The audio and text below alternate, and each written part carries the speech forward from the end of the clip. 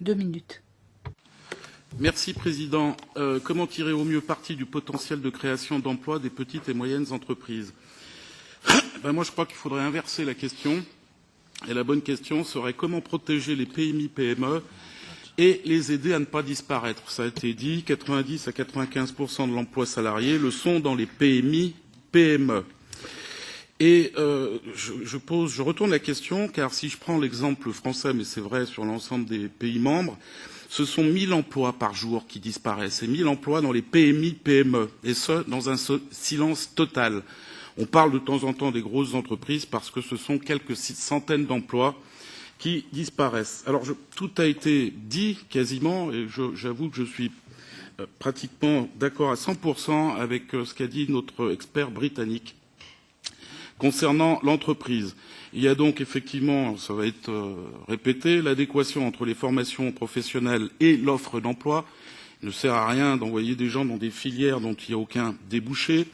C'est la revalorisation du travail manuel par l'apprentissage et surtout la transmission des savoir-faire dans ces PMI-PME grâce au tutorat.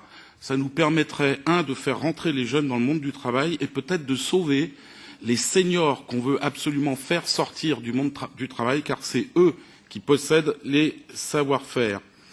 Il y a le problème de la transmission des entreprises qui a été évoqué. Effectivement, bien souvent, la transmission d'une entreprise se solde par la disparition de cette entreprise. Il y a le problème des règles fiscales trop lourdes. Alors, monsieur le rapporteur nous a dit qu'il y avait un écart de 30% entre les grandes entreprises et les petites entreprises. En France, c'est un rapport de 1 à 3. Les PMI-PME ont un impôt société supérieur à 30%, alors que les grandes entreprises ont un impôt société inférieur à 10%. Il y a évidemment, puisque j'ai bientôt fini, le problème du dumping social des pays locaux, le problème des travailleurs détachés, mais il y a quelque chose, et j'en termine, Président, qui me semble ne pas avoir été évoqué, c'est le rapport de force qui existe entre les PMI-PME et les grandes et très grandes entreprises.